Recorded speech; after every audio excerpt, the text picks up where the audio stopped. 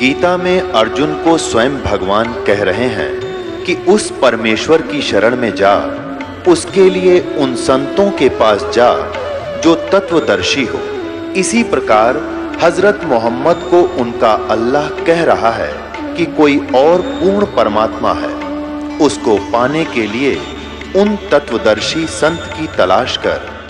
वो प्रभु कौन है, ये जानने के लिए कृपया अवश्य सुनिए जगत गुरु तत्वदर्शी संत रामपाल जी महाराज के अमृत वचन। तो यहाँ क्या बताना चाहते हैं, भगवान शिव की जितनी शक्ति है, इसकी भक्ति से जितना लाभ राहत मिल सकती है, वो भी दर्शन से नहीं मंत्र से मिली। अब यहाँ उदाहरण आपको पूर्ण परमात्मा की भक्ति समझाने के लिए इन भगवानों के ही आपको दृष्टांत देने पड़ते हैं, क्योंकि उन परमात्माओं, उस कबीर परमात्मा की महिमा से आप परिचित नहीं हो। उसके विषय में अगर कोई कथा सुनाते हैं तो मन निगलेक्ट कर देता है कि यो किसने भगवान बना दिया। और श्री भगवान शिव जी को तो हम पूर्ण परमात्मा मानने बैठे हैं। इन्हीं की दृष्टिकोण से फिर आपका ये फॉर एग्जाम्पल यानी उदाहरण देकर के पूर्ण परमात्मा को समझना और समझाना है। क्या होता है, एक बार पार्वती जी के 107 जन्म हो चुके होते हैं और 108वां जन्म चल रहा है, और वो रह रहकर भगवान शिव से ही शादी करती रहती है। शिव से शादी करती है, फिर अपना समय पूरा करके मनुष्य शरीर का फिर मर जाती है, फिर दोबारा जन्म लेती है। 107 जन्म देवी के हो चुके होते हैं। 108वें में भी वो भगवान शिव को ही जो है पति रूप में स्वीकार करती है। ये पिछले पुण्य कर्मों के कारण तो ये देव रूप, देव पद इनको मिलता है। उसके कारण इस जीव के सैकड़ों भी, 100, 150 भी, 200 भी जन्म मनुष्य के हो सकते हैं। यदि फिर साधना नहीं ठीक मिली तो 84 लाख योनियों में चले जाते हैं। अब 107 जन्म दुर्गा उस देवी के हो चुके थे। 108वें जन्म में भगवान शिव से फिर पुनः विवाह हो चुका था। एक दिन नारद जी आ जाते हैं। नारद जी आए, देवी से मिले, उनसे कहा कि माता, भगवान शिव के पास एक अमर मंत्र है और वो मंत्र, वो भक्ति विधि अगर आपको बता दें तो आपके बार बार की जन्म मृत्यु जब तक भगवान शिव रहेंगे तब तक समाप्त हो सकती है।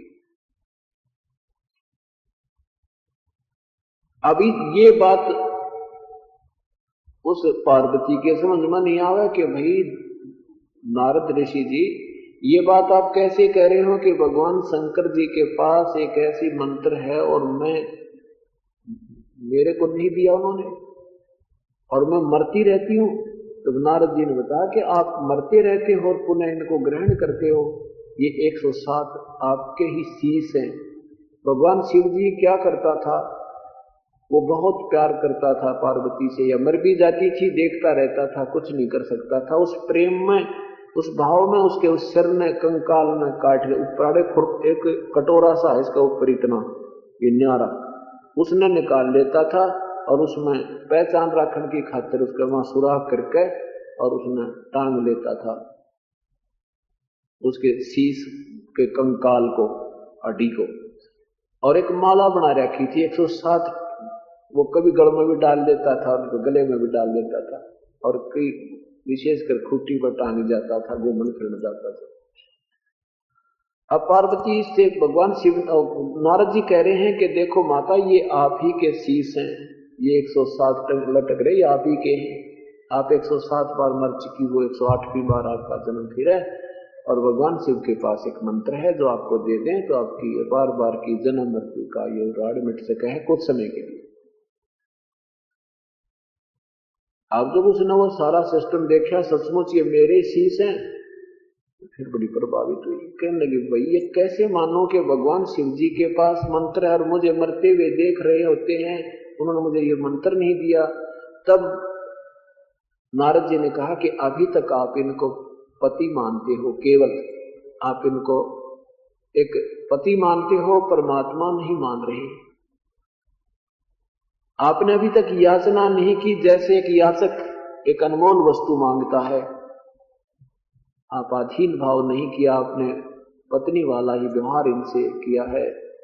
आप डांट भी लगा देती हो कभी कभी, लेकिन जब आप अधीन होकर इसे मांगोगे इनकी वस्तु, तब वो प्रसन्न होकर देंगे, तब वो आपको देंगे। यूं कहकर नारद जी तो चले गए। अब पार्वती को कि नींद आराम होगी। हे भगवान, ऐसे कैसे बात बनी? भगवान के पास ऐसा मंत्र, मैं मर जाती हूँ, ये तो मुझे बहुत प्यार करते हैं, अगर मैं मरती हूँ और ये मुझे नहीं दे रहे हैं तो इसके पीछे कोई अवश्य राज है। फिर कबीर साहब कहते हैं, बुरा जो देखण में चला, बुरा न लिया कोई, जब मन खोजा अपना तय, हमसे बुरा ना कोई।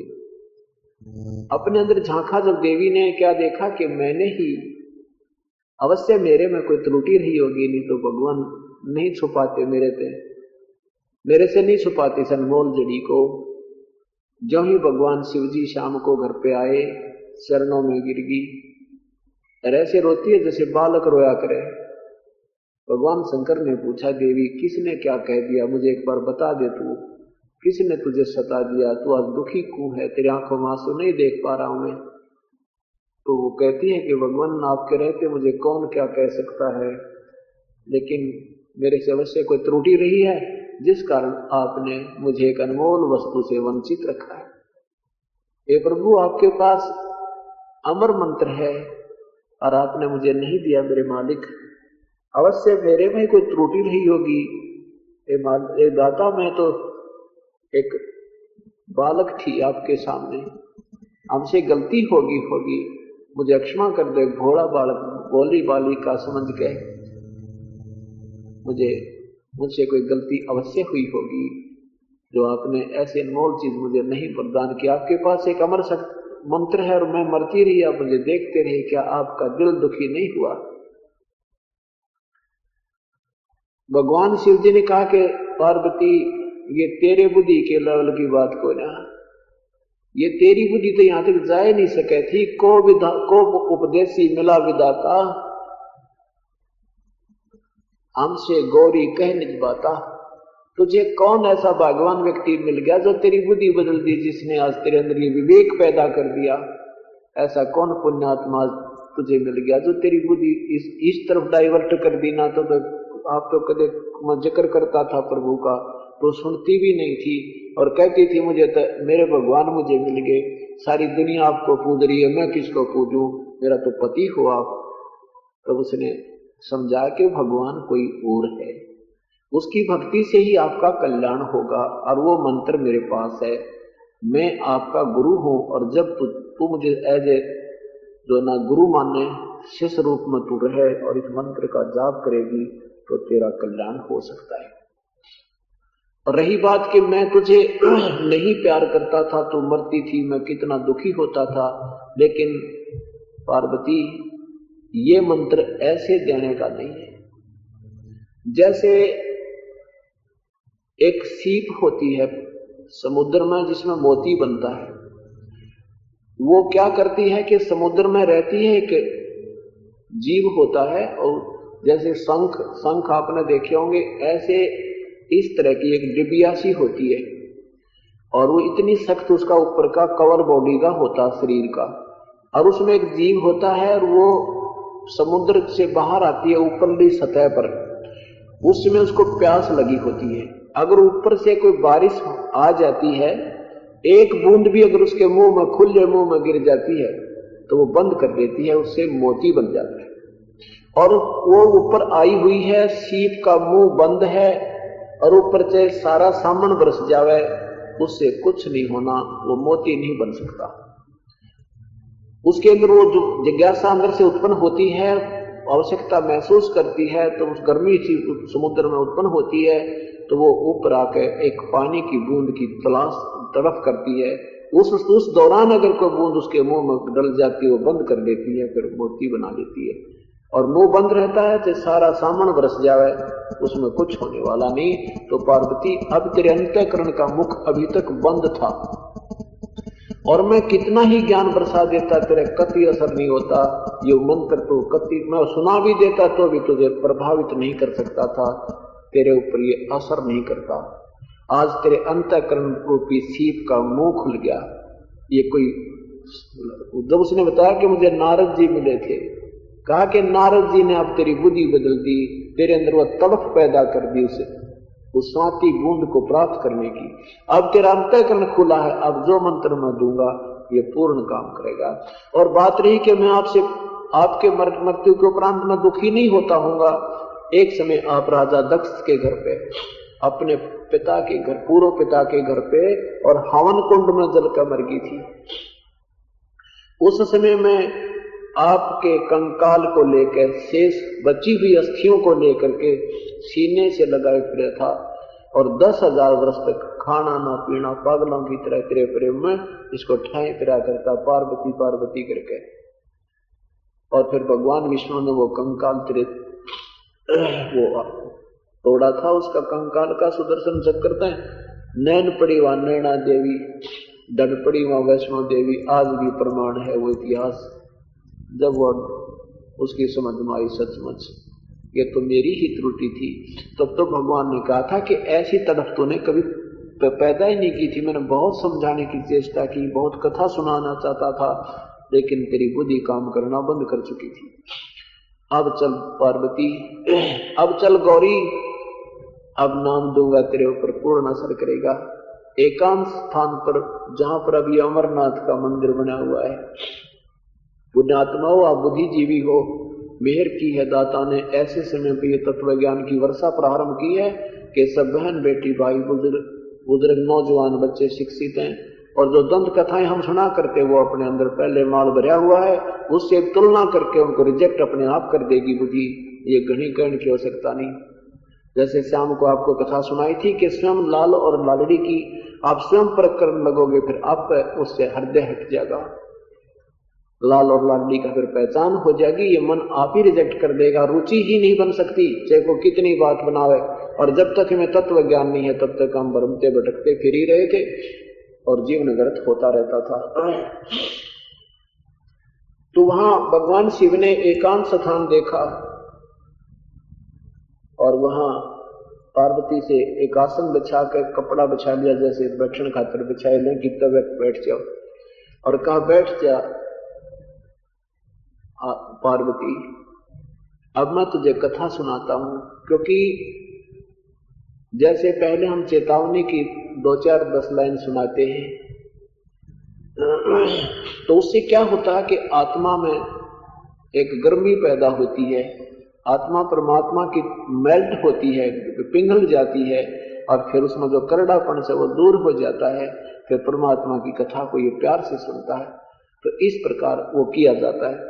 तो पहले परमात्मा की अमर कथा सुनाई, प्रभु ये करता है, परमात्मा जैसा इनको ज्ञान है वो प्रभु के महिमा सुनाई।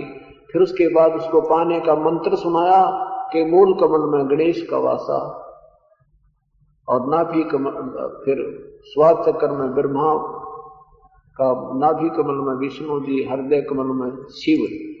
इस हृदय कमल में ये शिव नहीं रहता, इनका पिता है जो महाब्रह्मा महाविष्णु महाशिव रूप में रहता है। वो हृदय कमल में महादेव देव सती पार्वती संग है, और वो आपको नाम देते हैं, ये नाम जपो, उसका इसको खोलने का, इनका ऋण उतारने का। कंठ कमल में दुर्गा का वास है, इसका ये जाप है।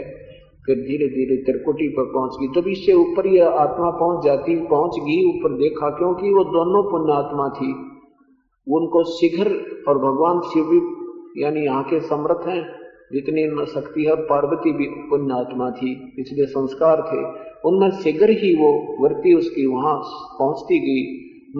हाँ, ऐसे करते करते और वो ऊपर को समाधिस्थ होगी, यानी इससे ऊपर जाने के बाद आवाज बंद होगी। फिर कहते हैं कि देखो वहां त्रिकुटी है, ऐसा होगा ऐसा होगा।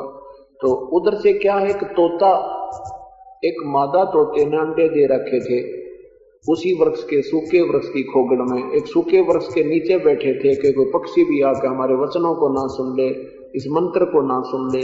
ये मंत्र इसलिए गुप्त रखा जाता है कि अनधिकारी का जो हाथ लग जाए वो भी साधना कर लेता है तो वो सिद्धि प्राप्त करके दूसरों को दुखी करता था, इसलिए इसको गुप्त रखा जाता है। तो भगवान शिव की जो कथा सुनी उस समय, उस भगवान शिव ने जब पार्वती को वहां बैठाया उससे पहले 3 ताड़ी बजाई थी ऐसे हाथ से। इतना जोर भयंकर नाद हुआ था, इतनी भयंकर आवाज हुई थी, आसपास के पशु और पक्षी बहुत दूर भाग गए थे, और जो आसपास के घोंसलों में अंडे थे वो भी बच्चे बनकर उड़ गए थे। उस सूखे वृक्ष की खोगड़ में, उस सूखे वृक्ष की खोगड़ में एक तोते, मादा तोते ने अंडे दे रखे थे। वो जो स्वस्थ अंडे थे वो तो उड़ गए थे, और ये एक गंदा अंडा था और वो उसमें रह गया था। अब पुण्यात्माओं ये तत्व ज्ञान है, ये बहुत दिन में समझ में आएगा, और समझ में आने के बाद फिर सारा काम सीधा हो जाएगा। जैसे ये क्या करते हैं, अस्थियां चुगते हैं, अस्थियां मरने के बाद, मृत्यु के उपरांत शमशान घाट पर सभा कर देते हैं, और उसके बाद फिर बचे खुचे उन हाडों को उठाकर दरिया में डालने जाते हैं, गंगा में। उसका क्या उद्देश्य है कि ये जीव जो है इस शरीर में रहता है, इसका एक बहुत ज्यादा मोह बन जाता है। इसके जलाने के बाद भी ये भूत बनकर उसके चारों तरफ घूमता रहता है, और उन शेष बची अस्थियों को ये अपनी मानकर उनके ऊपर चिपका रहता है, ये मेरी। ये काल का बहुत भयंकर जाल है। तो उसको उठा के इसलिए दरिया में डाल देते हैं कि इसकी पहुंच से बाहर हो जा, और यो कितना और धक्के खाए जा, यहाँ से भाग जाए। यो भूत अपना पिता है, माँ है, भाई, बहन, जो भी बन गया। उद्देश्य सिर्फ इतना ही होता है उसका कि ये यहाँ रहेगा तो कभी घर में भी आ जाएगा, आओगा तो कभी 19-21 करेगा, तो इसका टंटा कट जाइए कि इसको ऐसी जगह पटक दें गंगा में, पता ना लगे कित गए इसके वो अस्थियां। उद्देश्य तो केवल इतना था, क्योंकि पहले तो गलत साधना देकर भूत बनवावे ये नकली संत, और फिर वो दुखी करा जब यूं कह के ऐसा करा करो ये, क्योंकि इनको ज्ञान था, ऐसा ज्ञान तो था लेकिन विधि नहीं थी, इनके पास अधिकार नहीं था नाम देने का, इसलिए मनमुखी संत आप पर नाम देने लगे। ज्ञान तो वो पहले वेदों वाला बताते रहे, लेकिन उनसे लाभ किसी को होया नहीं, फिर वो भूत बन गए। भूतों से पीछा छुटवाने के तरीके फिर बताए, श्राद्ध निकाल दो राजी हो जाएंगे, मंडी बना दो दुखी ना करेंगे, फूल उठा कर वहां डाल दो गंगा में, ये तुम नसीहत है को नहीं, वहां धक्के खाते फिरे जाएंगे। तो ऐसे इस जीव की वृत्ति काल में बांध रखी है, यहां उसी में आस्था बना देता है, अपना मान बैठता है। तो ऐसे संस्कारवश सुखदेव जी ऋषि जो थे, उनकी आत्मा उस गंदे अंडे का संस्कार था, और उस गंदे अंडा भी मैं आई और वो भी गंदा हो गया तोते का, तो उसके बाद भी वो आत्मा उस गंदे अंडे के चिपकी रहती है जब तक वो मिट्टी ना बन जाता, जो खत्म ना हो जाता, गल पल नहीं जाता कति।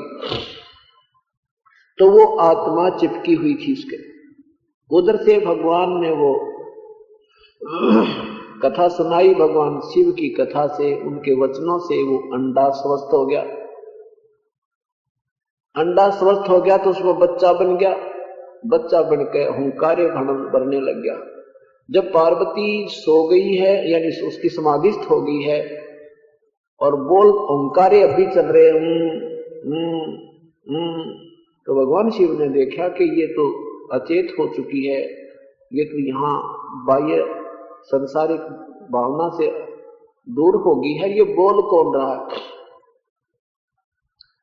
तब देखा कि उसमें एक तोता बोल रहा था उस सूखे वृक्ष के एक सुराख में। जब भगवान ने सोचा इसने मेरा ज्ञान चुरा लिया, इसको मार देता हूं, उसको मारने के लिए उठा तो तोता उड़ कर भाग लिया। भगवान पीछे पीछे सिद्धि से उड़ के चल पड़े, तोता आगे भाग लिया। व्यास ऋषि की पत्नी ने जमाई ली, वो तोते के शरीर ने छोड़कर वो आत्मा और व्यास जी के पत्नी के गर्भ में चली गई। अब भगवान शिव जी वहां पहुंचा तो वहां उनकी पत्नी से कहने लगा कि तेरे गर्भ में मेरा ज्ञान का चोर आया है, इसको मारूंगा। व्यास जी कहने लगे, हे भगवान क्या क्या बात है, क्या माजरा है, बताइए जरा। सारी कहानी बताई कि ये इस तोते ने, सब तो बाहर पड़ा था, इस तोते ने मेरा अमर ज्ञान सुन लिया, ये अमर हो गया, इसको मारूंगा, ये इसका दुरुपयोग कर सकता है, इस जीव को खत्म करूंगा। तब वेदव्यास जी ने कहा कि भोलेनाथ एक तरफ तो कह रहे हो कि ये अमर हो गया, आपकी अमर कथा सुन के फिर मारेगा क्यों कर, मारेगा कैसे इसको, ये तो अमर हो गया, आप ही कह रहे हो। तो फिर भगवान वापस चले गए। अब थोड़ी सी सुखदेव ऋषि की कथा और सुना करके फिर सुनाते हैं कि 12 वर्ष तक सुखदेव जी वो गंदे अंडे से इम्प्रूव्ड। अब देखो हर एक चीज में शक्ति होती है, जैसे ये कथा आपको सुनाई जाती है, परमात्मा की ये कथा है और सुनाने वाला पूर्ण है, इससे भी आपके शरीर पर असर होता है, आपकी आत्मा की बैटरी चार्ज होती है। ये कथा को गलत नहीं होती सुनाना, ये जो कथाएं सुनाते हैं ये अच्छी होती हैं, लेकिन सुनाने वाला अधिकारी हो, अनधिकारी से ये काम करे कोई नहीं। अब जैसे राजा परीक्षित को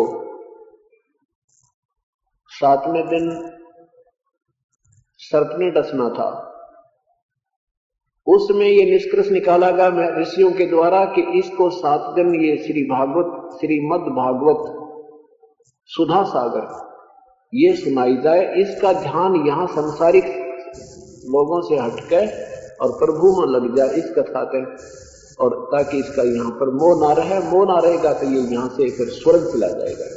ये स्वर्ग से ज्यादा नहीं कर सकते कोई प्रबंध, यहाँ तक पहुंचे नहीं, लेकिन स्वर्ग तक और सत कथा सुनाकर उसका यहाँ से मन हटाने के लिए भी अधिकारी की आवश्यकता पड़ी कि कथा सुनाने वाला कोई अधिकारी ऋषि हो। वेद व्यास जी जो राइटर थे श्रीमद् भागवत सुधा सागर के, उसकी हिम्मत नहीं पड़ी मैं कथा सुना दूं और इस राजा परीक्षित का कल्याण कर दूं। वहां के जितने भी उसमें ऋषि थे सबने हाथ खड़े कर दिए कि हमारे बस की बात नहीं, क्योंकि 7वें दिन रिजल्ट आना था और उसकी पोल खुल जानी थी। किसी की हिम्मत नहीं पड़ी मैं कथा कर दूं और इस प्यारी आत्मा का मैं गुरु बन जाऊं, उसको उपदेश दूं, उपदेश देगा फिर कथा सुना के यहां से पार कर दूं। कहते स्वर्ग से इसी सुखदेव को बुला गया, यही सुखदेव जी को भी स्वर्ग से बुला गया। ये आगे चल के महापुरुष हुए, ये जो तोते गंदे अंडे से बने थे, शिव जी की उस कथा सुनते ये गंदा अंडा ठीक हो गया था। तो सुखदेव ऋषि ने आकर फिर विमान में बैठ कर आए और उसका किराया लगा, इसने परीक्षित के ही पुण्य कर्मों से किराया मिला स्वर्ग से यहाँ तक आने का, इसकी पुण्य कमाई स्वर्ग में थी। क्योंकि ये राजा लोग बहुत पुण्यकर्मी प्राणी थे, इनके शेष मनुष्य जीवन भी थे, इनकी पिछली पुण्य कमाई वहां डिपॉजिट थी, उसमें से दी गई। और राजा सुखदेव ने सिर्फ इतना काम किया कि इसकी वृत्ति यहां से हटा दी और उससे वो स्वर्ग चला गया, क्योंकि उसके पिछले पुण्य और शेष थे जिस कारण वो स्वर्ग जा सकता था कुछ समय के लिए। वर्तमान में भी उन्होंने गुरु बना रखे थे, जैसे श्री कृष्ण जी पांडवों के गुरु थे। उसके बाद श्री कृष्ण जी के जाने के काफी वर्ष के बाद ये अपने मनमुखी लोग हो जाते हैं, नाम कट जाते हैं, तो फिर वो रह जाते हैं। उनको फिर दोबारा जोड़ने के लिए सुखदेव ऋषि गुरु रूप में आए और नाम दिया किसको, राजा परीक्षित को। फिर कथा सुनाई और फिर स्वर्ग तक पहुंचाया, सिर्फ स्वर्ग तक। उसके बाद वहां जाने के बाद भी परीक्षित अपने पुण्य भोग कर फिर दोबारा नरक में और 84 लाख योनियों में जाना ही जाना। परंतु इतनी भी जो राहत यहाँ की मिल सकती है वो भी अधिकारी बिना, ना तो कथा का लाभ मिलना और न ही वहां तक स्वर्ग तक का ज्ञात राजा परीक्षित था उसका। और आज वर्तमान में देख लो, क्षमता की कमी नहीं, क्यों ये भगवान से डरते नहीं, ये अनजान है, बालक है, इनको अब तक ज्ञान नहीं। तो बिजली के तार को छूने जा रहे हो और दुनिया को गुमराह करके माँ पापी बन रहे हो, इनको स्वयं ज्ञान नहीं है। क्योंकि नादान व्यक्ति ऐसी गलत कर सकता है, संविधान तोड़ सकता है, समझदार व्यक्ति कभी नहीं करेगा। तो उधर सुखदेव ऋषि 12 वर्ष तक, क्योंकि माँ के गर्भ में जाने के बाद उसको अपने सब जन्मों के दुख और सुखों का याद रहता है, तो बाहर नहीं आ रहा था। उसको पता था कि बाहर आते ही ब्रह्मा विष्णु महेश के ये 3 इंजेक्शन लगते हैं आत्मा के, रजगुण का, सतगुण का, तम गुण का, और ये तीनों बेहोश कर देते हैं बाहर आते। बाहर नहीं आया, 12 वर्ष बीत गए।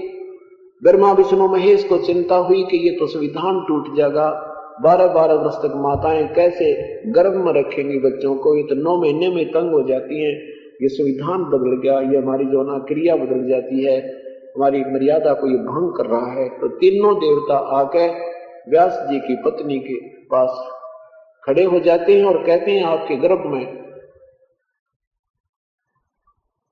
एक आत्मा है, उससे हम दो बात करेंगे। अब वेद व्यास जी की पत्नी कहती है कि मुझे तो मालूम नहीं, ये तो बहुत ही, मुझे पता ही नहीं कि गर्भ में कोई बालक है मेरे। तब अंदर से सुखदेव बोला, सुखदेव ने कहा कि मैं जब बाहर आऊंगा भगवान, आप अपनी माया को रोक लो। बाहर आते आप अंधा कर देते हो, जीव को कुछ भी याद नहीं रहता भगवान। मैं बाहर आऊंगा नहीं, जब तक मैं तब तक बाहर नहीं आऊंगा जब तक आप अपनी माया नहीं रोकोगे। तो ब्रह्मा विष्णु महेश कहने लगे, वही देख हम कैसे रोके माया, तो संविधान भी बदल जाता है, क्योंकि इनके ऊपर भी दबाव है ज्योति निरंजन का। तो इन्होंने आखिर में ये निर्णय लिया, भाई एक हम थोड़ी सी देर रोकेंगे, जरा सी, बिल्कुल फ्रिक्शन ऑफ सेकंड समझ लेना सुखदेव, इससे ज्यादा हमारी हिम्मत नहीं, इसने रोक सके माया ने, अपने को हम नहीं रोक सकते। तो उन्होंने कहा भाई ठीक है, आप इतनी देर रोक दो। मतलब बहुत ही फ्रिक्शन ऑफ सेकंड में ही वो बाहर आ गया, मां के गर्भ से बाहर आया और 12 वर्ष की उम्र का शरीर हो गया। क्योंकि अंदर जो शरीर, कुछ तो ये सिद्धि आ जाती है इन कथाओं के करने से भी, सुनने से भी, और एक परम संत से कोई मंत्र आपको मिल गया, उसका 1-2 बार भी अभ्यास करने से, ये कई कारण होते हैं।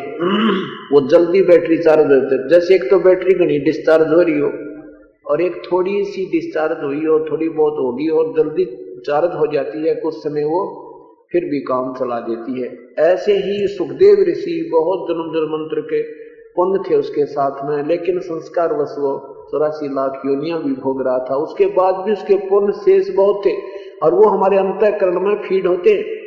एक कॉपी हमारे साथ ला रखी है भगवान ने, एक धर्मराज को दे रखी है। भगवान गणेश शर्मा दर्द नहीं करता, उसने आपके यहाँ अंतःकरण, अपने आपके अंतःकरण में एक बिल्कोड वर्डों में पिछले जन्म जन्मांतर के पुण्य और पाप दोनों फिट कर रखे।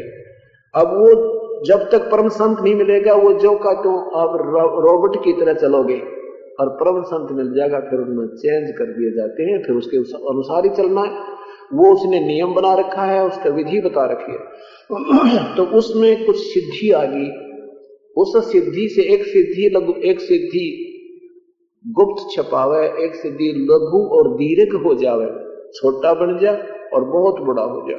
मां के गर्भ से बाहर आते ही 12 वर्ष वाले शरीर का मनुष्य जैसा बालक जितना शरीर हो गया, अपनी और नाल न उठा कर कंधे पे अपना चल पड़ा वहां से। और व्यास वो तीनों देवता से ले गए।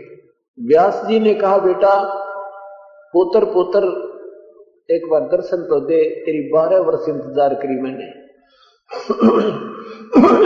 बोला नहीं सुखदेव, मुंह भी नहीं करा माता पिता की तरफ, और पीछे से कहता है कि ऋषि जी ना जाने कितनी बार तू मेरा बाप बन लिया, ना मेरा कितनी बार मैं तेरा बाप बन लिया, ये तो बूढ़ी बीमारी है। अब इसलिए मुंह नहीं करना चाहता था, कदे मात पिता के अंदर मेरी मोह बन जावे और यह फिर भक्ति रह जावे, इसलिए मैं तेरे दर्शन नहीं करूं। ऋषि जी प्रणाम, अपनी न्यू कह आकाश में उड़ गया। आगे जाकर आप अपनी और नाल काट पीट के अपना कपड़े कुपड़े जैसे भी केले के पत्ते वगैरह लेकर के अपने फिर साधना शुरू कर दी। अब वो अंडी पाक गया। अब यहाँ इसको यहीं छोड़ते हैं, सुखदेव की कथा को फिर आते हैं पार्वती जी की। तो वहां पार्वती जी को वापस आकर उठाया वहां साधना से, फिर उसको बताया कि जाप करा कर डट कर भगवान का ये साधना करती रहे, अंतिम श्वास तक ये मंत्र करते रहना होगा। ये 5 नाम दिए थे पार्वती को भगवान ने, जो आपको हम देते हैं, मूल कमल गणेश जी वाला, और फिर स्वाद चक्र वाला ब्रह्मा और सावित्री का, लक्ष्मी और विष्णु जी का, पार्वती और शिव जी का, दुर्गा का। ये 5 नाम दुर्गा को मिले थे और यही 5 नाम आपको दिए जाते हैं। इन और साथ में ये 2 मंत्र और मिला दिए जाते हैं, जिससे हमने यहाँ की अमरता नहीं चाहिए, हमने यहाँ से केवल इनका ऋण मुक्त होकर यहाँ से पीछा छुटवाना है, और ये 2 मंत्र साथ मिलने के बाद ये यहाँ का जो प्रभाव इन 500 मंत्रों का ये हमारे ऊपर असर नहीं करेगा। जैसे कई दवाइयों के अंदर विष मिलाया जाता है और उन दवाइयों के प्रभाव से विष भी निष्क्रिय हो जाता है। ये 2 मंत्र जो हैं हमें यहाँ के जो प्रभुता, यहाँ की जो सुख, इनके बेनिफिट जो मिलना ये नहीं चाहिए। हमने तो इनका कर्णन उतारना है, और जब तक यहाँ रहे हमारी रोजी रोटी यानी यहाँ की सुविधा इन 5 मंत्रों से मिलती रहे, ये ताकि हमारा वो श्वास का मंत्र की पूंजी यहाँ समाप्त ना हुए, जो जेब खर्च न्यारा दे रखा भगवान। तो हम ये तो प्रयोग ऐसे करेंगे। तो जहां इन भगवानों की, इन ऋषियों की, महर्षियों की भक्ति अंतिम बंद होती है, समाप्त होती है, हमारी वहां से प्रारंभ होती है। परमात्मा की जो सत साधना वहां से शुरू होती है। ये इन 5 मंत्रों से प्रारंभ करते हैं, ये ओम नाम पर समाप्त कर देते हैं। हमारी ओम से प्रारंभ है और सत्य नाम पर, उस सत्सार नाम पर समाप्त होती है। तो जहां पर वो पार्वती जी को उपदेश मिला था, वो अमर मंत्र मिला था, यादगार बनाए रखने के लिए वहां शेष व्यक्तियों ने एक स्थान सिलेक्ट कर ली कि यहाँ भगवान ने पार्वती जी को अमर नाम दिया था। और अब उसको देखने जाते हैं, वो कितने नादान है। जैसे हम ये दास पहले सत्संग करने जाते थे नगर नगर में, गांव बाहर, तो वहां एक ईंटों की भट्ठी बनाते थे पहले, और वहां हलवा खीर भगवान का प्रसाद भोग भंडारा चलता था। सत्संग करके हम चले जाते थे, वह भट्ठी रह जाती थी वहां पर। और फिर बाद में उस नगर के लोग जाके देखने जावे कि आजा तुझे दिखा कर लाऊं, जहाँ सत्संग हुआ करता, संत आए थे यहाँ सत्संग करते थे, देख यहाँ जलेबी उतरा करती, यहाँ खीर बनी थी, ये यहाँ पर हलवा बनता था, इस भट्ठी पे बेड़ा पार हो जाए, दिखा के जाओ। तो उस भट्ठी को देखने मात्र से, जाने मात्र से ये तो हो गया कि यहाँ सत्संग हुआ था, और यहाँ संत जी उपदेश भी देते थे, कथा भी करते थे। लेकिन उस भट्ठी देखने थे ना तो नाम मिले, ना वो हलवा मिले, ना खीर मिले, ना कोई प्रसाद मिले, वो सूखे गले यानी व्यर्थ का प्रयत्न है। ऐसे वो अमरनाथ का जो धाम रूपी भट्ठी है, उस यादगार को देखने मात्र से ये तो ज्ञान हो जाएगा कि सचमुच ये कथा घटी थी और ये सच है। इससे ज्यादा लाभ वहां जाने का किसी को कुछ नहीं। वो तो वही मंत्र जो पार्वती जी को प्राप्त हुआ था, ऐसा ही कोई समर्थ संत हमें मिले, वो चाहे चलता चलता सड़क पर नाम दे दे तेरे लिए, वही अमरनाथ है। जब आपका मतलब छुटकारा होगा तो ऐसे परमात्मा कहते हैं, गुरुआ गांव बिगाड़े संतो गुरुआ गांव बिगाड़े, ऐसे कर्म जीव करा दिए फिर गड़े नहीं जा रहे। अब इस प्रकार पार्वती जी को उतना राहत मिला जितना भगवान शिव दे सकता है। अब भगवान शिव की मृत्यु होगी तब तक पार्वती की मृत्यु नहीं होगी, अगर ये नाम जाप करती रही तो। और जिस दिन गफलत कर देगी या फिर बात बिगड़ जाएगी, क्योंकि अंतिम श्वास तक भक्ति करते रहना होगा। जैसे गीता जी के 8वें अध्याय के 13वें श्लोक में कहा है कि जो अंतिम श्वास तक तजन देहम ओम इति एक अक्षरम ब्रह्म व्यवहारन माम अनुसमरन यह प्रयाति तजन देहम स याति परमाम गतिम तजन देहम। सांस अंतिम शरीर छोड़ने ताई मेरे ओम नाम का जाप करता रहेगा तो मेरे से मिलने वाली वो राहत, वो परम गति कारी हो जाएगी। और उस परमात्मा की भक्ति करोगे तो संत से प्राप्त करके वो भी नाम जाप करते करते अंत समय में उसी के ही ध्यान सिमरण में शरीर त्यागोगे। जहाँ आशा ता बासा होई, मन कर्म वचन सुमरियो सोई। अब क्या कैसे मृत्यु होगी भगवान शिव की? 7 ब्रह्मा मर जाएंगे तब एक विष्णु जी की मृत्यु होती है। 7 रजोगुण ब्रह्मा जी की मृत्यु के उपरांत एक भगवान सतोगुण शिव जी विष्णु जी की मृत्यु होती है, और 7 सतोगुण विष्णु जी की मृत्यु के उपरांत एक तमोगुण शिव की मृत्यु होती है। एक ब्रह्मा जी की आयु कितनी है? अब देखो गीता जी को ना समझ कर अनजानों ने कितना बात बिगाड़ रखी है। गीता जी के 8वें अध्याय के 16वें श्लोक में लिखा है कि ब्रह्म लोक से लेकर पर्यंत ये सारे लोक नाशवान हैं। और 7वें में लिखा है 70वें 8वें अध्याय के 70वें श्लोक में लिखा है कि उस ब्राह्मण माने ब्राह्मण यानी उस पूर्ण ब्राह्मण का अर्थ होता है ब्रह्म से नेक्स्ट, यानी उससे कोई और सुप्रीम जो परमात्मा है। 8वें अध्याय के 16वें श्लोक में लिखा कि अब्रह्म भुवनात् लोका पुनर्वर्तिना अर्जुन माम उपेते तो कौनते पुनर्जन्म न विदते। अब इसमें क्या लिखा है? इसमें 16वें श्लोक में दो बात लिखी है कि ब्रह्मलोक तक ये सारे नाशवान हैं, सब लोग नष्ट हो जाते हैं, दोबारा पुनर्वर्ती में हैं, जन्म मृत्यु में आते हैं, ब्रह्मलोक तक पहुंचे हुए प्राणी। और आगे लिखा है कि माम उपेत तू कौनते पुनर्जन्म न विद्यते। इन्होंने इसका अर्थ क्या किया है कि लेकिन किंतु मुझको प्राप्त होकर पुनर्जन्म नहीं होता। अर्थ ये गलत कर दिया इन्होंने। जब ब्रह्मलोक में ब्रह्म रहे और ब्रह्मलोक तक नाशवान है, फिर शेष कहाँ रहा? इसका अर्थ है कि मुझे प्राप्त होकर भी जो न विद्यते, विद्य माने जानना, जो ये नहीं जानते कि ब्रह्मलोक तक भी नाशवान है, वो मुझे प्राप्त होकर भी उनका जन्म और मृत्यु होता रहता है। इन्होंने इसका उल्ट कर दिया कि मुझे प्राप्त होकर फिर किसी उनका जन्म मर नहीं होता, जबकि भगवान खुद कहते हैं 4थे अध्याय के 5वें श्लोक में, अर्जुन तेरे और मेरे बहुत जन्म हो लिए, तू नहीं जानता।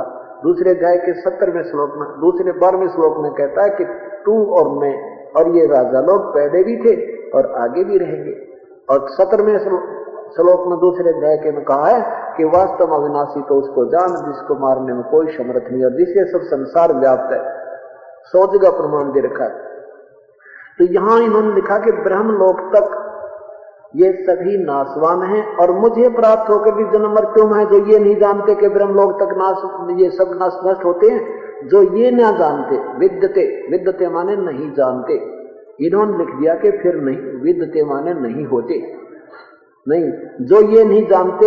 माम उपेत तू कौनते पुनर्जन्म, मुझे प्राप्त होकर, उपेत माने प्राप्त होकर भी जन्म मृत्यु है, जो ये नहीं जानते कि ब्रह्मलोक तक भी नाशवान है। फिर 17वें श्लोक में क्या कहा है कि सेंसर युग पर्यंतम अह यत ब्रह्मणे विदु रात्रिम युग सहस्त्रानाम अंताम ते अहोरात्र विद जना। अब देख कितना इसमें यहीं से सारी बात अलग हो जाती है। ब्रह्मा का, इन्होंने ब्राह्मण का अर्थ ब्रह्मा कर दिया, नहीं, ये परब्रह्म का है। ये ब्रह्मणे माने ब्रह्म से बड़ी शक्ति, ब्रह्म से जो शक्ति अलग जो शक्ति है और उससे सुप्रीम पावर है, उससे नेक्स्ट जो साधक भगवान है उसको ब्रह्मण कहते हैं, ब्रह्मणे। और ये फिर स्थिति अनुसार भी होता है। यहां लिखा है कि ब्रह्मणे यत जो ब्रह्म, इन्होंने ब्रह्मा का कह दिया, नहीं, परब्रह्म का जो एक दिन है उसको एक सेंसर युग पर्यंतम, इन्होंने लिखा कि 1000 चतुर्युग की अवधि वाला। नहीं, इसमें सेंसर चतुर्युग नहीं है, केवल सेंसर युग है। सेंसर युग का अर्थ होता है 1000 युग की, और इतनी रात्रि जान 1000 युग का ही रात्रि होती है। जो पुरुष तत्व से जानता है वे योगी जन काल के तत्व को जानने वाले। स्पष्ट कर दिया कि जो परब्रह्म का, ये परब्रह्म का एक दिन 1000 युग का होता है। 1000 युग का, चतुर्युग नहीं है। ब्रह्मा का एक दिन 1000 चतुर्युग का होता है। ब्रह्म का परब्रह्म का 1000 युग का होता है। उसका युग बहुत लंबा चौड़ा है। पहले ब्रह्मा का बताते हैं। ब्रह्मा जी का एक दिन 1000 चतुर्युग का होता है। वैसे तो 1008 चतुर्युग है, पर इतने लंबे काउंटिंग में 8 को छोड़ देते हैं, लमसम 1000 चतुर्युग लेते, 1000 चतुर्युग लेते हैं। 72 इंद्र जो हैं, इसके एक दिन में अपना शासन पूरा करते हैं। एक इंद्र की का शासन काल 72 चतुर्युग होता है, और 14 इंद्र, 72 नहीं 14 इंद्र उसमें शासनकाल पूरा कर जाते हैं। 72 गुना में 14 1008 चतुर्युग हो जाता है। ये ब्रह्मा जी का एक दिन, इतनी ही रात्रि होती है। तब तक इन तीनों लोकों पर, स्वर्ग, पृथ्वी और पाताल लोक पर ये प्राणी नहीं रहेंगे, ये सब अब वहां इसमें ब्रह्म लोक में रख दिए जाएंगे अलग से। तो ब्रह्मा का जो एक दिन, इतनी ही रात्रि, ऐसे 30 दिन का एक दिन, एक महीना, 12 महीने की एक रात, एक वर्ष, ऐसे 100 वर्ष का ब्रह्मा जी का एक आयु होगी। अभी न गुणा करने लगे तो बात दुनिया बढ़ जा। 60,000 चतुर्युग का समझ लो एक महीना, 12 तो गुणा करे 12 6 72, 7,20,000 चतुर्युग का एक वर्ष, और 100 तो गुणा करो 7 करोड़ प्रण कितने चतुर्युग का एक आयु होगी ब्रह्मा की। ऐसे ऐसे 7 ब्रह्मा मर जाएंगे जब एक विष्णु की मृत्यु होगी, और 7 विष्णु की मृत्यु के उपरांत एक इस त्रिलोकीय शिव भगवान की और पार्वती जी की, भी दोनों की मृत्यु होगी। यहां परमात्मा कहते हैं, एती उम्र बुलंद मरेगा अंतरे, क्योंकि सतगुर लगे न कान न बैठे वो संतरे। इतनी लंबी उम्र भी तेरी होगी ना, फिर भी अंत में मरना होगा, क्योंकि तुझे वो तत्वदर्शी संत नहीं मिले, जिसका गीता जी के 4th अध्याय के 34वें श्लोक में और यजुर्वेद के 40वें अध्याय के 10वें मंत्र में प्रमाण दिया है। वो सतगुरु लगे ना कान न बैठे संतरे। सतगुरु खुद परमात्मा आते हैं, परमेश्वर, वो नहीं मिले, या उनके द्वारा भेजा कोई दास तेरा उसका संत नहीं मिला, इस करके तेरी या जन्म मृत्यु इतनी लंबी भी आयु होगी तो भी अंत मृत्यु होगी। अब एक शिव मर गया त्रिलोकी, ऐसे 70,000 जब त्रिलोकीय शिव मरेंगे। अब देखो बुद्धिजीव बच्चे हो आप, तो आजकल अंग्रेजी मीडियम, इंग्लिश मीडियम छोटे छोटे बच्चे पढ़ने लगे। अब ये उंगलियां पर उठवा दूंगा जब 5-10 सत्संग लगातार सुन लोगे तो।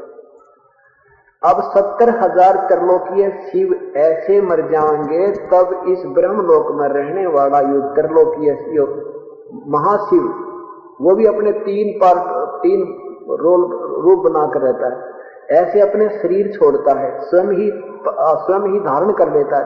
उसने अपना एक पीरियड बना रखा, अपना एक समय निर्धारित कर रखा है। तो 70,000 जब त्रिलोकीय शिव मर जाएंगे, तब वो एक काल वहां अपना शरीर छोड़ेगा। इस एक ब्रह्मांड में बने वो सबसे ऊपरले श्लोक, ब्रह्मलोक के भी ऊपरले हिस्से में रहता है, जहां 3 स्थान बनाकर रहता है। तो ऐसे ही अपना वहां स्थान छोड़ता, जब इस ब्रह्मांड में बिल्कुल विनाश हो जाएगा, ना ब्रह्मलोक रहेगा, ना यहाँ के ये ब्रह्मा विष्णु महेश के लोक रहेंगे, ना ये लोक तो रहेंगे, प्राणी नहीं रहेंगे। तो ये एक उस ब्रह्मा का, उस परब्रह्म का एक युग होगा। परब्रह्म का, उस परब्रह्म का एक युग होगा अक्षर पुरुष का। ऐसे 1000 बार ये ब्रह्मांड में रहने वाला ये शिव मर लेगा, और 7 करोड़ बार ये त्रिलोकीय शिव मर जाएंगे। तब इस 21 ब्रह्मांड में, पूरे के पूरे ब्रह्मांड 21 ब्रह्मांडों में प्राणी नहीं रहेंगे। सब काल का भी विनाश पूर्ण रूप से, और सब प्राणी इसको फिर उसका परब्रह्म के लोक में रखे जाएंगे। इतने ही समय तक वहां रात्रि रहेगी उस परब्रह्म की, और उसके बाद फिर इनको अगले जन्म में यहाँ छोड़ा जाएगा। ऐसे उस परब्रह्म का एक दिन रात बन गया। उसी तरह फिर चलिए 30 दिन का एक महीना, 12 महीने का एक वर्ष, और उस परब्रह्म की 100 वर्ष की आयु है। उस परब्रह्म की फिर वो युग बनकर उसकी 100 वर्ष की आयु है, और फिर वो अक्षर पुरुष भी मरेगा। वो अक्षर पुरुष, वो परब्रह्म का भी विनाश होगा, उसकी मृत्यु होगी। फिर दोबारा परमात्मा ने वो सृष्टि क्रम अलार्म की तरह फिट कर रखा है। उस समय धूधोकार का शंख बजेगा, और ये सारे ब्रह्मांड और जितने ये सारे समाप्त हो जाएंगे। इनको फिर दोबारा परमात्मा इनको रच कर देगा। उसी तरह काल वही आत्मा होगी, दुर्गा भी वही होगी, ब्रह्मा विष्णु महेश बदलते रहेंगे। ये इस तरह ये सृष्टि क्रम। इसमें लिखा कि जो संत इस तरह के, इस काल के इस सब तरीके को बता देगा, वो सही काल के इस समय के जानने वाला है। गीता जी के 8वें अध्याय का 17वां श्लोक देखते हैं।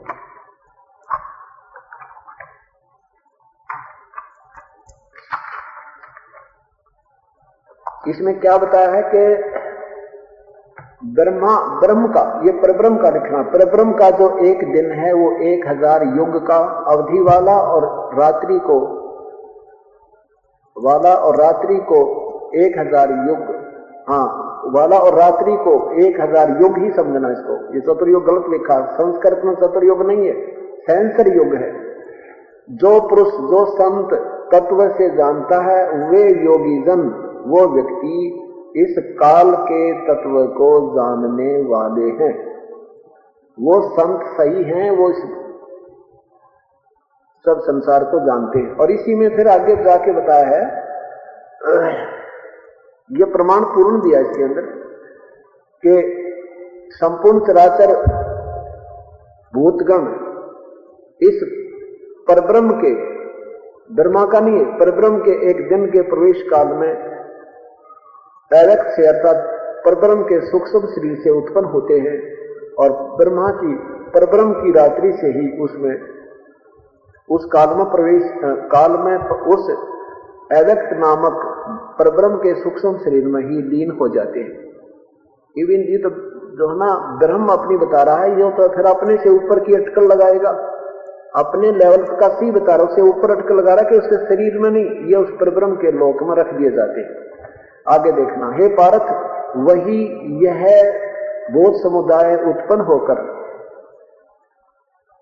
होकर प्रकृति के वश हुआ, रात्रि के प्रवेश काल में लीन होता है और दिन के प्रवेश काल में फिर उत्पन्न हो जाता है। ये परब्रह्म के बारे में जिक्र है। अब देखो, दो यहां पर आपको भगवान और दिखाता हूं। परंतु उस अव्यक्त से, उस अव्यक्त से परे दूसरा विलक्षण जो सनातन व्यक्त भाव है, अव्यक्त भाव है, उस परम देव पुरुष को सब भूतों के नष्ट होने पर भी वो नष्ट नहीं होता। प्रेम पूर्वक सुनना। देखो, इसमें बड़े शिक्षित बच्चे भी आते हैं, पुराने भी भक्त हैं, नए भक्तों के लिए कथा सुना दी हमने। अब ये PhD की बातें हैं।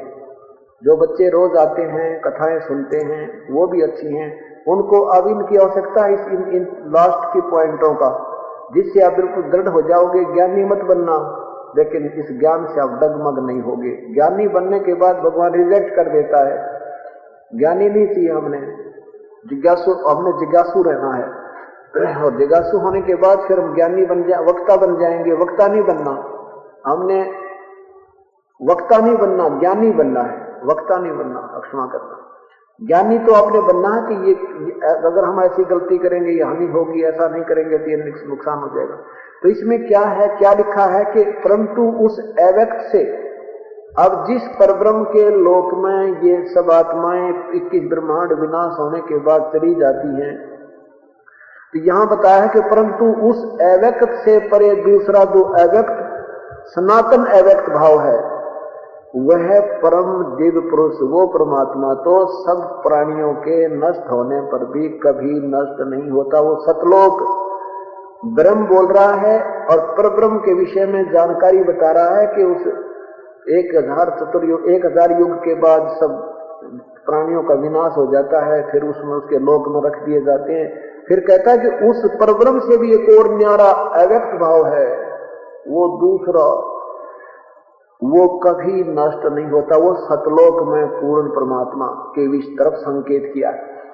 अब यहां देखिए 3 परमात्मा यहां भी सिद्ध होते हैं। 7वें अध्याय के 24वें श्लोक में लिखा है कि ये मूर्ख लोग मेरे अटल उस अनुत्तम अव्यक्त भाव को नहीं जानते कि मैं कभी किसी के सामने प्रत्यक्ष नहीं होता। अपने लिए बता दिया।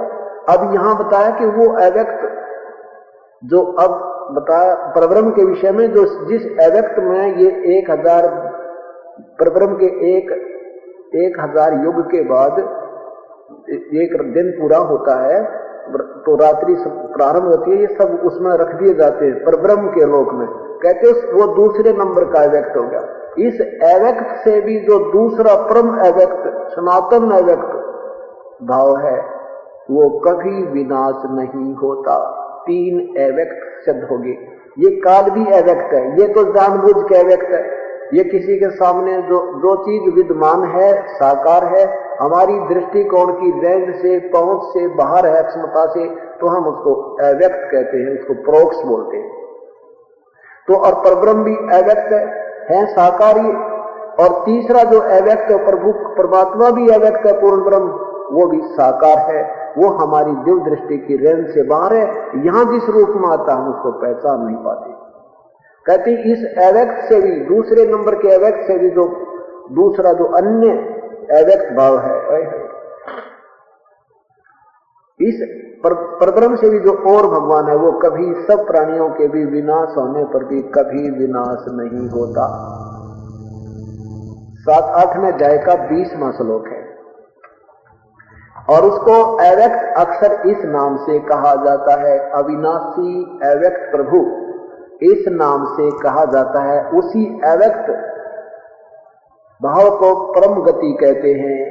उस अव्यक्त भाव को ही परम गति कहते हैं। वास्तव में परम गति तो वो है जो सतलोक में चले गए, वो फिर कभी मृत्यु नहीं। अब फिर इसमें क्या लिखा है, याम प्राप्य न निवर्तते तत्माम परमम तत्धाम परमम मम। अब यहां क्या कहता है काल के, वो मेरा परम धाम है। इनके अनुसार ये बनाया इन्होंने कि ये काल कहता है, गीता बोलने वाला प्रभु कह रहा है कि वो मेरा परम धाम है। नहीं, इसका फिर देखो, इसका अब पढ़े लिखे शिक्षित बच्चे हो, इसमें क्या लिखा कि अव्यक्त अक्षर इति उक्त तम आहु परमाम गति। उसको जो तीसरे नंबर का अव्यक्त है, पूर्ण ब्रह्म सतपुरुष सतलोक में रहता है, उसको अव्यक्त अविनाशी अव्यक्त इस प्रकार कहा गया है। और फिर कहते यम प्राप्य न निर्वर्तते, यम प्राप्य न निवर्तन्ते, यानी उसमें जाने के बाद फिर दोबारा जन्म नहीं होता। तम तत् धाम परमम मम, वो स्थान मेरे से श्रेष्ठ है। तत् धाम परमम मम, वो जो स्थान है ना, वो परम धाम, वो धाम मेरे वाले तय परम है, श्रेष्ठ है। इन्होंने कर दिया कि वो मेरा परम धाम है। अगर हम ऐसे भी लें तो इस दृष्टिकोण से समझिए कि जैसे ये काल भी वहां से निष्कासित है, ये ब्रह्म भी वहां से निष्कासित है। अब ये कह सकता है कि मेरा भी परम धाम वही है। जैसे कोई व्यक्ति गांव में रहा करता है, एक सेठ, और वहां से अपनी सारी जमीन भी बेच दिया, घर भी बेच दिया, दिल्ली मकान बना दिया, वहां अपना बिजनेस कर रहा है, और 3 पीढ़ी जा चुकी हैं। वहां उसी गांव का कोई व्यक्ति उसने मिला तो वो कहने लगे उसके बच्चे तीसरे पीढ़ी वाले के, हम भी उससे गांव के हैं भाई, तेरे वाले गांव के।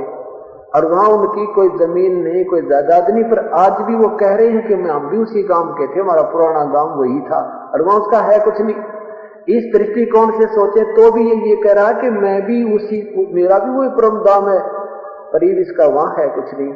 और वह वास्तव में इसका अर्थ ये बनता है कि यम प्राप्य न निवर्तन्ते, निवर्तन्ते, उस जिसमें जाने के बाद फिर जन्म नहीं होते, तत्धाम, वो धाम, परमम मम, वो मेरे द्वारे धाम तय, मेरे स्थान तय श्रेष्ठ है। परमम मम, वो मुझसे मेरे वाले तय श्रेष्ठ है।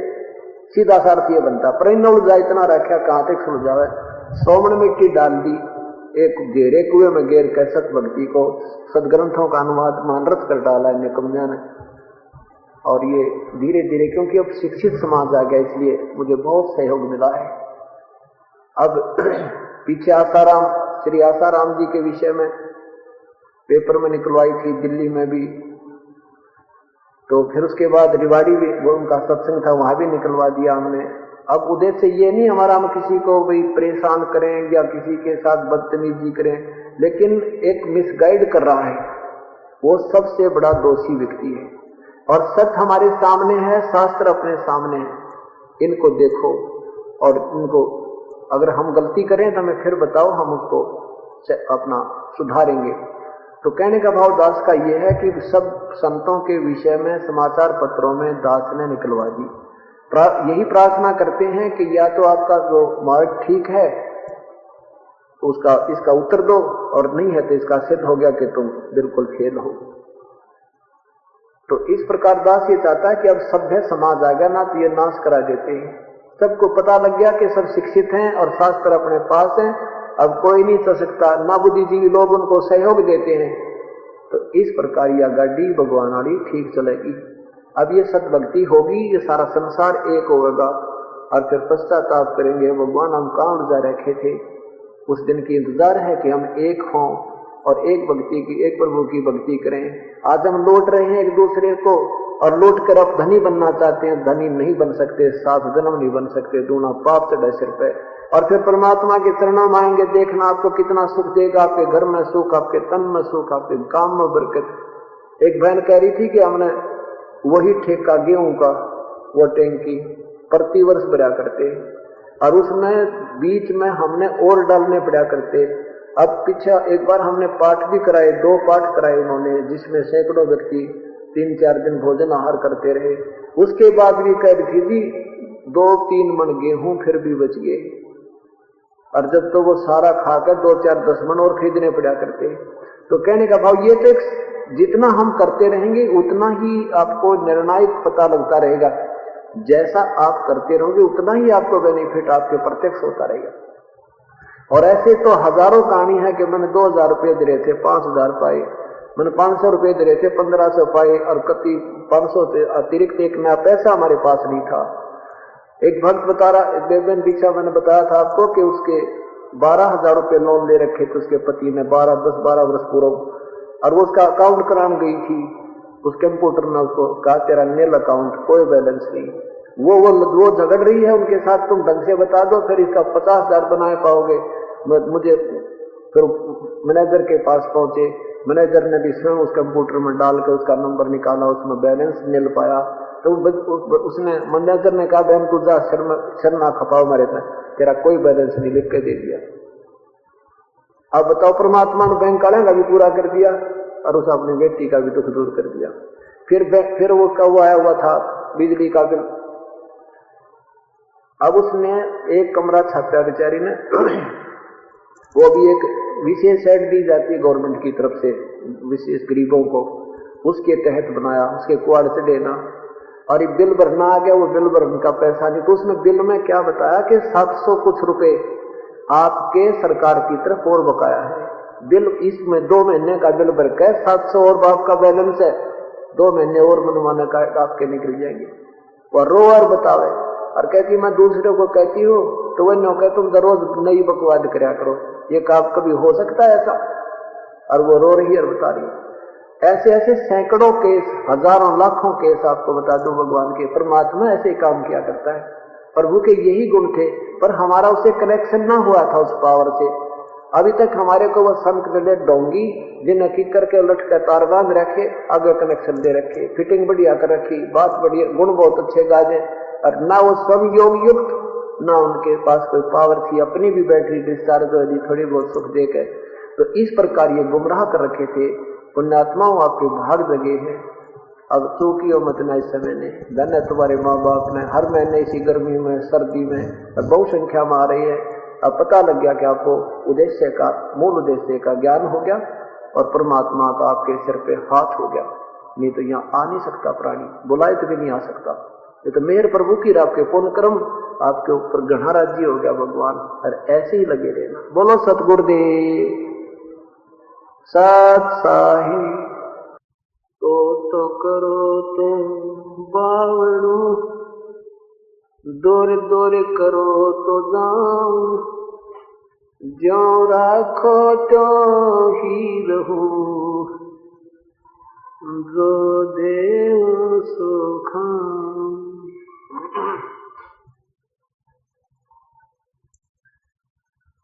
अब गुण किए तो बहुत किए, करत न मनिहार, बावे बंदा बख्श दियो, बावे गर्दन उतार।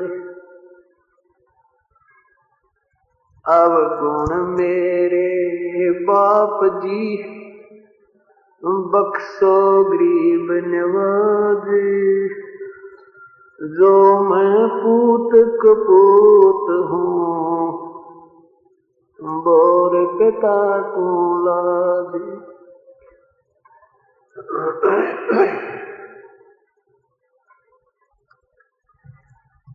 कबीर ये तन विष की बेलड़ी, गुरु अमृत की खान, शीश दिए जो गुरु मिले तो भी सस्ता जान। सतगुरु के उपदेश का लाया जय सतगुरु मिलते नहीं, जाते नरक द्वार। नरक द्वार में दूत सब करते खिंचातान, उनसे कबू ना छूटता फिर फिरता चारों खानी। चार खानी में ब्रह्मता कब हुन लगता पारे, सो फेरा सब मिट गया हमारे सतगुरु के उपकारे।